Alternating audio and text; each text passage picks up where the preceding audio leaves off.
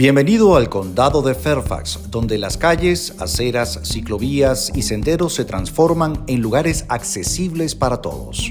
El Consejo de Supervisores del Condado está trabajando en el plan de transporte de Fairfax activo para proveer infraestructura accesible para personas de todas las edades y habilidades que viajan usando cualquier modo o vehículo como caminar, bicicleta, ruedas, senderismo, carreras y transporte para el trabajo o el ocio. El Plan Activo de Transporte de Fairfax es un acercamiento sistemático para hacer las calles y senderos del condado de Fairfax más seguros, accesibles y disfrutables para todos. Y va a mejorar el acceso a centros de trabajo, supermercados, paradas de tránsito, escuelas y parques.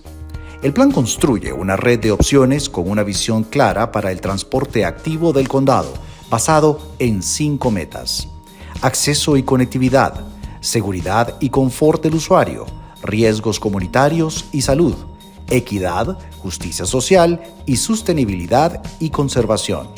Aunque varias rutas han sido construidas, numerosas mejoras aún son necesarias para completar un sistema confortable y conveniente. El visionario mapa de transporte activo y sistema de senderos ayuda a planeadores, practicantes, desarrolladores y miembros de la comunidad a determinar el futuro de la infraestructura de transporte activo, como aceras, senderos, ciclovías y rutas verdes en el vecindario que puedan construirse. El mapa de senderos es completado por medio de una serie de herramientas de transporte activo que consiste en planificación e implementación de guías para la infraestructura de transporte. Mejorar nuestro sistema de transporte activo es un proceso continuo. Para estar informado sobre los esfuerzos del condado de Fairfax en transporte activo, visite nuestro sitio web en fairfaxcounty.gov/transportation/bike-walk. Únase a nosotros para crear una comunidad más saludable y conectada.